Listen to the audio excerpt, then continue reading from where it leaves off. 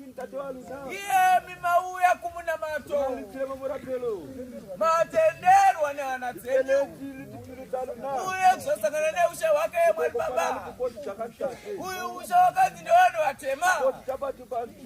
Iye chichina mato ndecha wanu watema. Chakatumwa babajo wani babsora kwenye ino. Kuti wanu watema chinga wana mata.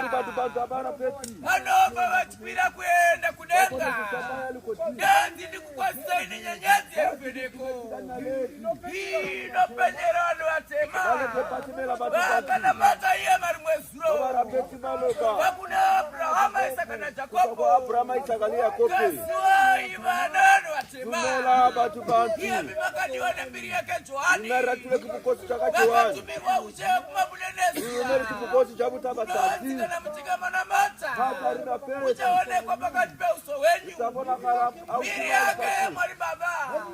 Gani nilita ule nemiebi. Auye ne matunulu anoda. Shida zili kutendei. Nekuti magumagu ya kusona bata. Ukera mwichimiso chake mwali baba. Akakomborerwa munodiwa na iya mwali baba. Yemi munotenda kuna mata. Wakapeka ingo tena. Ya peri kapari cheu. Wakapeka. Yele kapari ya peri. Yakazikana wanga paspano. Hata arisuna hata Wakapeka ingo tena. ya apare ne kapari. Kudenga wako Taya luko jingwa berutuka bari cheu. Zakana nichikone magara paspano. Noona chimimbiso chake mpazo waliso. Chaka tumirwa paspano. Nyike yanu watema ina mati. Wakakomorerwa nyike yerwa niko. Nyike chimbiso chake mwari. Ino nyike kateka kusikwa munu ya kutanga. Kana nichitaura nyike kateka kusikwa munu ya kutanga. Inotaura munu ya kateka kusikwa paspano. Nyike inetoka yake mwari baba. Kaya mnotaura ya mune mchiti. Uneomorake mwari. Zakadino atika zuwai. Iye mimagani wana mwari. Akawaya kusome manyika ino. Akatika netoka yake. Ukati penyika wanu watema.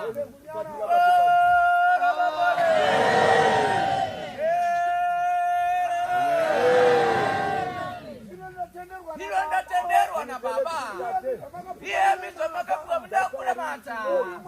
Uyu mwari uyu. Iye anota urachi. Wakakomborerwa watema. Iwawa wakazia mwari. Nekuti mwari alikudenga. Wakafanana nemi. Kanana Abrahama. Waitowe munu mutema. Kanana Jesu. Waitowe munu mutema. Kanana Isaka. Waitowe munu mutema. Saka babota ula wachiti. Iye mimakanga. Wakakomborerwa.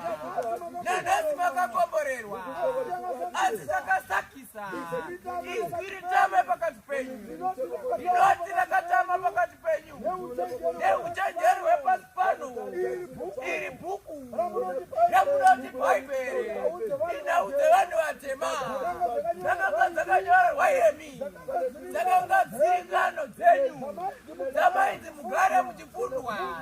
Muzinze zinone ye mwari. Zinomukupesana naye mwari. Zido zake. Wakakomborerwa nwatema.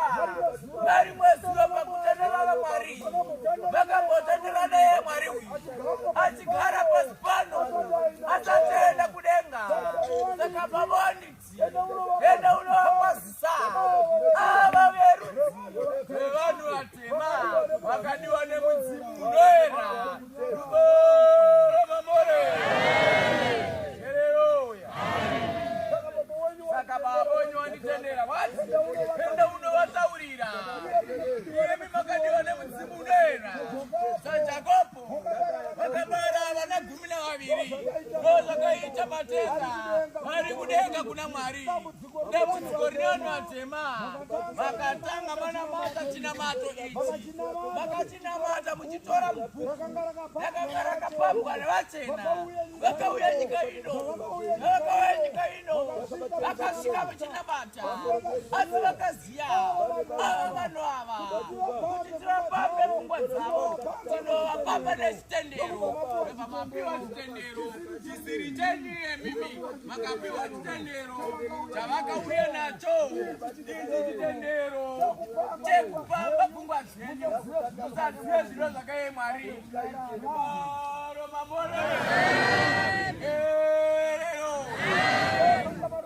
Saka pari mwezi mabadzi waniwauya atiwana mvunoera vakakatika marapaso vakadzi vasitaura I am John Master kureva kuti akanga ari yohani wemhiri yegungwa. Kana ndichitaura mhiri yegungwa imi munomuka kuti munogara vachena nomhiri yegungwa. Mhiri yegungwa inyika inovakomana vaivakomana nyika yemugere yakakombwa nenzizi mbiri. Saka kana uri mhiri yegungwa uri mhiri yegungwa kureva kuti ari munani mbopo ari kumhiri yegungwa. Kana ari kuno ari mhiri yegungwa.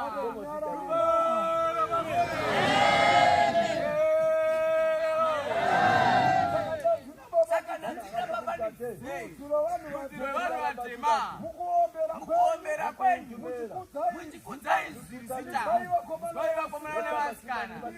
Nyika yevanhu vatema ndo yakanga yakadiwa oya iwe inovapako aiona pasi pano nanhasi. Asi wai chasakisa chiko vari kuuya vachifamba kunyangwe mapako enyu vachitora makomo enyu. Vanoziya chavari kutsvaka, vanoziya uyu Mwari wenyu Mwari wemakomo asingasanduke.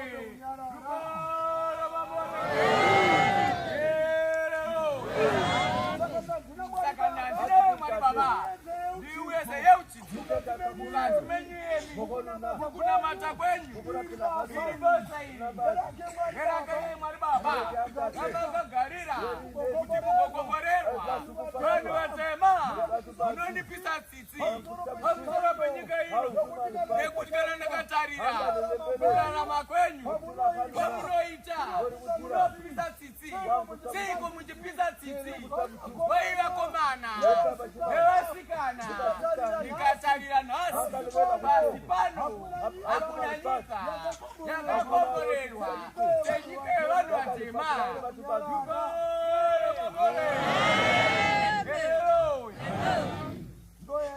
Uye iwe nemiti inotaura, uye iwe nemakomo anotaura, uye iwe nematombo anotaura, uye iwe nemiti inopururudza pasi pano ava makadiwa nemudzimu unoera. Saka Baba ari kuti nekuda kwehanganwa vakabata pakati penyu vakabva makanganwa zviro zvakaiye Mwari Baba. Saka uyu Mwari Baba akaita mari mwezi vaIsraeri vakanganwa kunamata Mwari akavafuratira sekufuratirwa kwamakaitwa yenu. Ndosaka nhasi muri kudzungaira muchitambura pasi pano musina chameinacho imi nyika yenyu nenyika dzenyu dzevanhu vatema zviine zvose.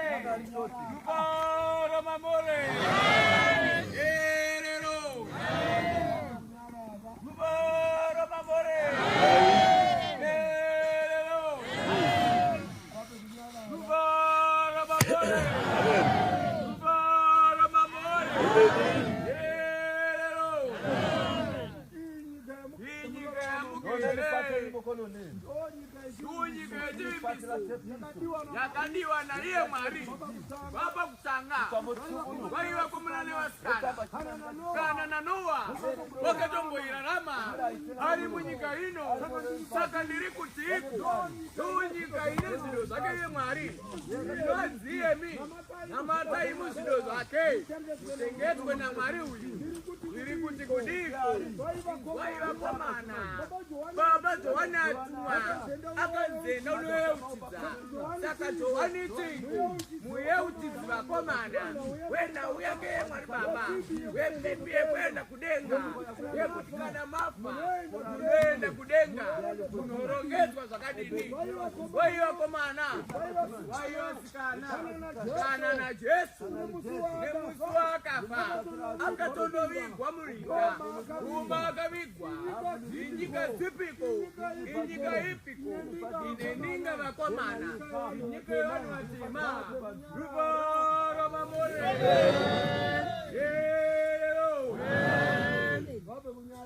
Ruvara mamore, ruvara mamore. Saka mabonyi waniki ina unotaura navo, inotenda nevatumwa vanga vachitsvaira nzira. Pakutsvaira nzira vanga vachiita kutsvairwa kwenzira mune marara anoonekwa asi anobviswa. Asi kana mvura yanaya inokukura zvose, miti namatombo namarara, asi chishamiso chiri mvura iyoyo munowanikwa hove, kunyangwe namatasha, kunyangwe namakarwe zvinenge zvirimo.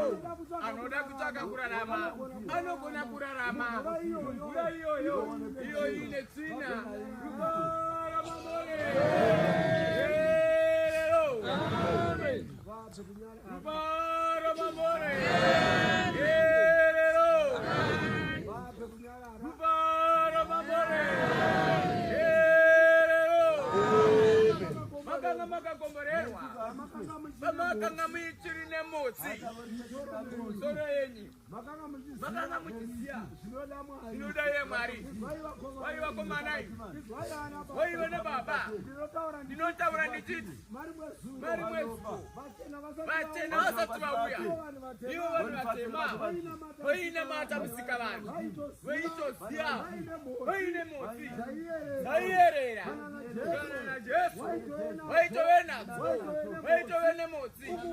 Uku kugerwa uku kwamakaitwa baba, chigero chakazoya Mwari mwezuko navatena. Ruvara mamore, yerero izvozvi pakauya pakati penyu ane bvudzi riri kuerera, anonzi asi muna mabvudzi. Izvozvo chigero chisati chauya maimona madaseni Mwari.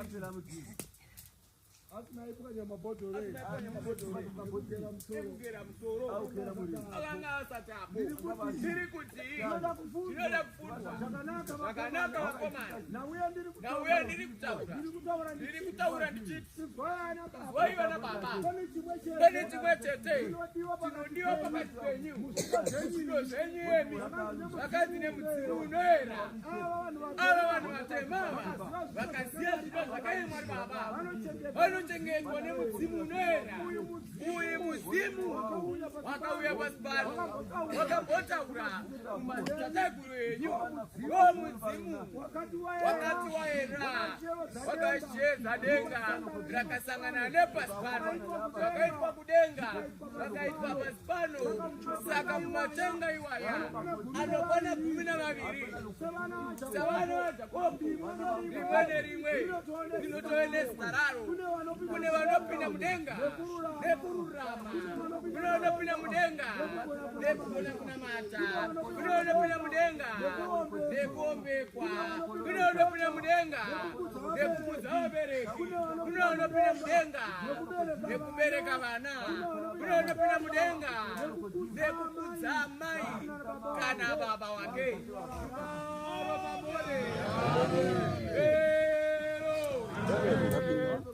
Ruvara mamore,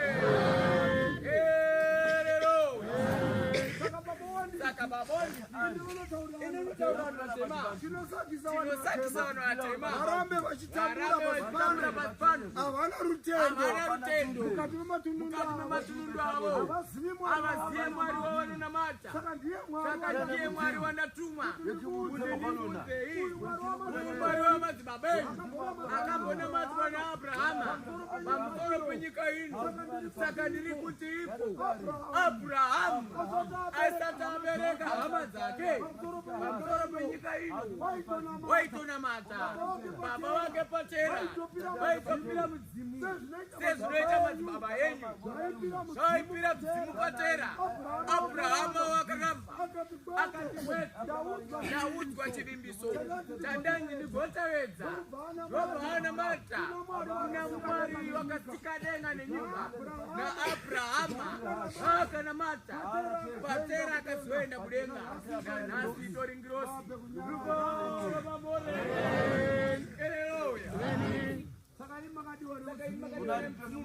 Muchiva pasi pasi muchienda kudenga kunotambirwa nana baba venyu vakafa mari mwezi uvo vanotanga kutambira hazina makanamata nemakore mang'ani pamusoro penyika ino. Asi kana uchinge wafa verudzi rwako ndo vanokutambira. Kana vakutambira vanokusuma kusvika kuna dzitateguru rakatanga kubara dzinza nerudzi rwako iyewe.